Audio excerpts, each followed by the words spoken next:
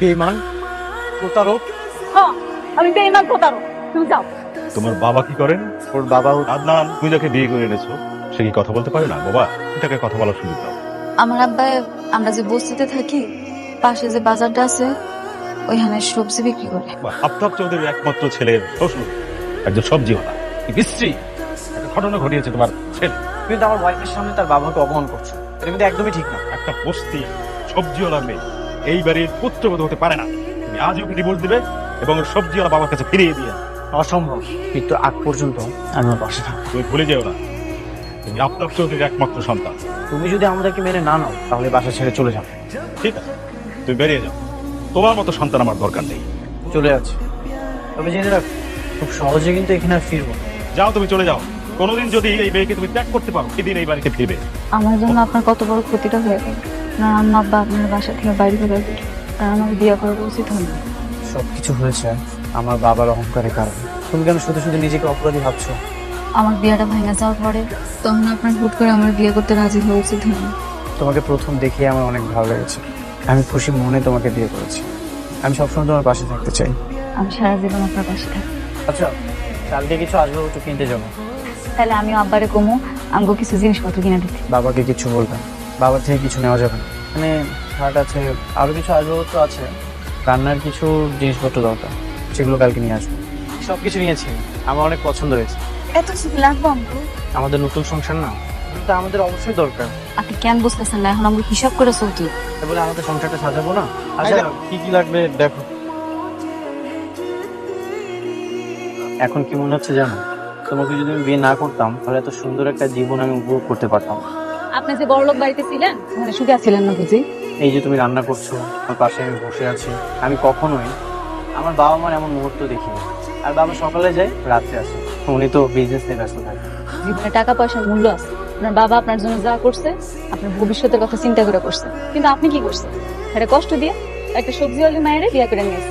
কিন্তু আমার বাবা আমাদের বিয়েটা মেনে নিলেন না, কারণ অহংকার। এই অহংকার একদিন আমি ধ্বংস করে দিব।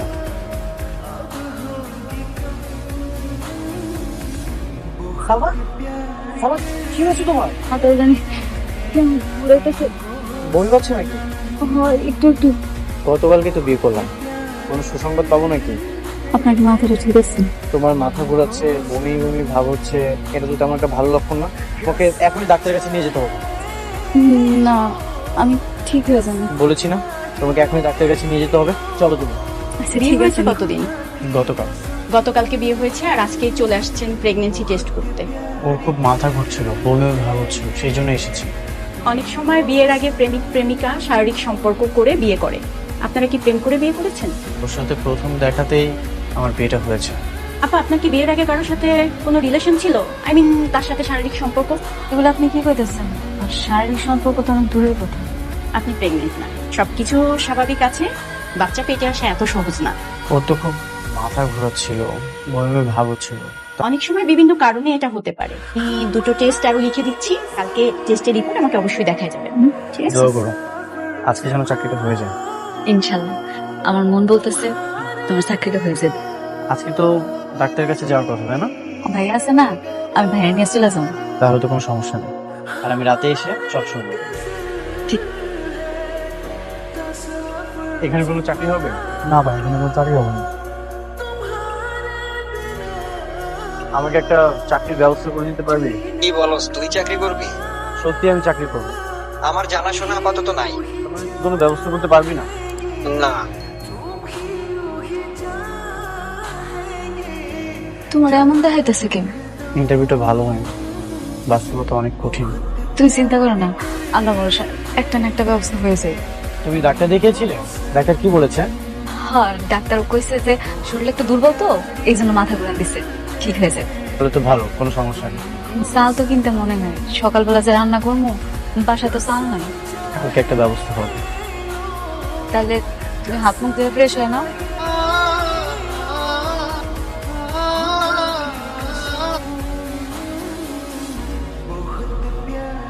তোর এই অবস্থা আদনান, তুই এইসব কাজ করতেছ? বাবা এত বড় লোক আর তুই আমার বোনকে বিয়ে করে এখন তোর এইসব কাজ করা লাগতেছে? তাছাড়া আমি তো ভিক্ষা করছি না, পরিশ্রম করছি। দেখে এইসব কাজ? দেখ মামু, এখানে নগদ টাকা, আমার বাবা তো আমার সকল ব্যাংক অ্যাকাউন্ট ব্লক করে দিয়েছে, কোনো কিছু কিনতে পারছি না। আমার না অনেক খারাপ লাগতেছে তোর এরকম দেখা। তুই একটু দাঁড়া, আমি কাজটা শেষ করে আসছি। তোর একটা কথা বলতে চাইছি। কি কথা ভাইয়া? দেখলাম রক্তের কাজ করে সংসারে টাকা ইনকাম করতেছে।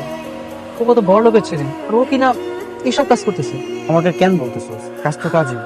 বন্ধু হইয়া বন্ধুর কষ্ট দেখতে অনেক খারাপ লাগে। তোর এই পরিণতির জন্য আমরাই দায়ী। শব্দ আসলে আমার। আপনি একটা কাজ করেন না, আপনি আমার ডিভোর্স দিয়ে আপনার আম্মা আব্বার কাছে চলে আসেন, গিয়া কইবেন আপনি আমার ডিভোর্স দিয়েছেন। সালমা, আর কখনোই এই কথাটা মুখে নেবেন। আমার মৃত্যুর আগ পর্যন্ত একসাথে থাকবো। আমার কাছে 500 টাকা আছে। এই শাড়িটার দাম তো অনেক বেশি, 300-400 টাকার মধ্যে একটা শাড়ি নাও। না থাক, নেওয়া লাগবো না। তোমার কাছে যখন টাকা হইব তখন তুমি কিনা দিবে। মার্কেটে যেহেতু এসেছি, কিছু না কিছু তো নিয়ে যেতেই হবে।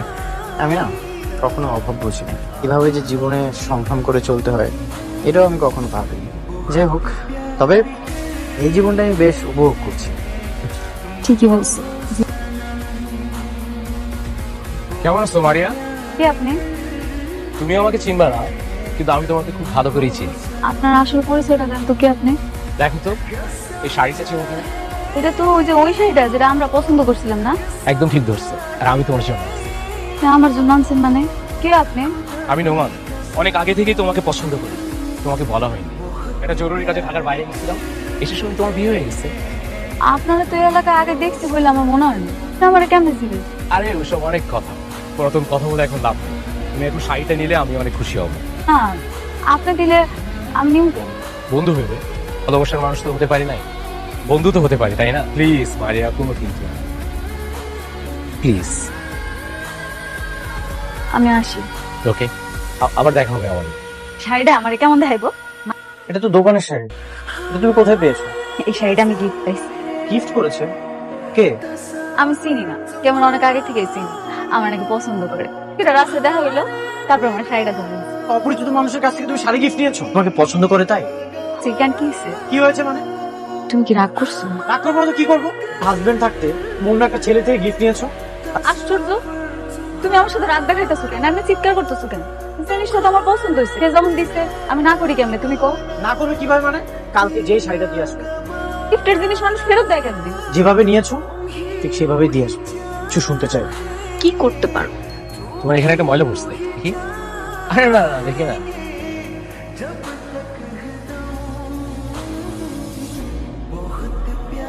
সালমা,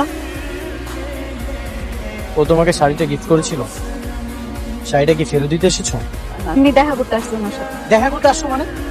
কেন রে ভাই, ও শাড়ি কেন ফেরত দিল? আমি আমার ওয়াইফের সাথে কথা বলছি, তুমি এখানে কথা বলার কে? তুমি ঠিকই বলছো, তুমি আমার সব কইরা শাড়িটা দিছে, আমি কেন করবো না? আমি শাড়ি ফেরত দিব না।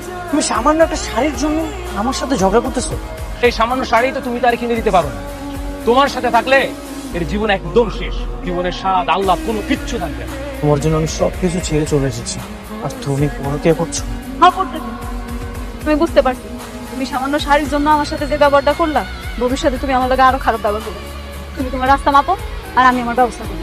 তুমি কি আমার সাথে থাকবে না? আরে বাংলা কথা কি কানে যায় না? ও বলতো তো তোমার রাস্তা মাপতে। বেমান, প্রতারক। হ্যাঁ, আমি বেঈমান প্রতারক। তুমি যাও। আগেই জানতাম এই ছোট লোকগুলো ভীষণ লোভী হয়। ওরা যখন দেখেছে যে তুমি বড় লোকের ছেলে, তখন তোমাকে ভুলিয়ে বালিয়ে লোভ দেখিয়ে বিয়ে করেছে। আবার যখন দেখেছে তোমাকে বাড়ি থেকে বের করে দেওয়া হয়েছে, তখন তোমার হাত ছেড়ে অন্যের হাত ধরে চলে গেছে। আমি ভুল করেছি বাবা, সরি। ডোন্ট ওয়ারি মাই সন, খাও।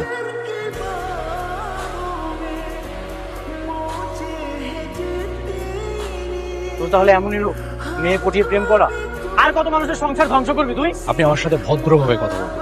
কি ভালো ব্যবহার করার যোগ্য? তোকে তো আমি। ভাইয়া ওর কোনো দোষ নেই, সব দোষ সালমান।